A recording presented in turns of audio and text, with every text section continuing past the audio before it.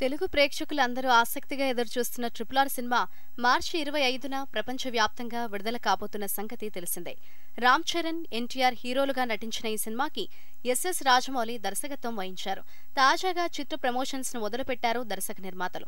ప్రస్తుతం ఈ చిత్ర బిజినెస్ కి సంబంధించిన వార్తలు సోషల్ మీడియాలో వైరల్ గా మారుతున్నాయి. ప్రపంచవ్యాప్తంగా ఈ సినిమా మంచి ప్రీ రిలీజ్ బిజినెస్ చేసింది.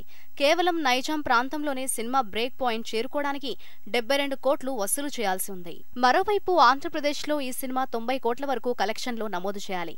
సీడెడ్లో 40 కోట్లు వసూలు చేయాల్సిన ఈ చిత్రం మొత్తంగా తెలుగు రాష్ట్రాల్లో 200 కోట్ల రూపాయలు దాకా కలెక్షన్స్ చేయాల్సి ఉంది. తమిళనాడులో కూడా బ్రేక్ ఈవెన్ పాయింట్ 75 కోట్లు కాగా, కేరళలో 20 కోట్లు, కర్ణాటకలో 80 కోట్లు గ్రాస్ కలెక్షన్లు చేయాల్సి ఉంది. హిందీలో కూడా RRR హవా బాగానే నడుస్తోంది. భారీ మొత్తానికి అమ్ముడైన ఈ సినిమా ఇప్పుడు హిందీలో 250 కోట్ల రూపాయలు నెట్ వసూలు చేయాల్సి ఉంది.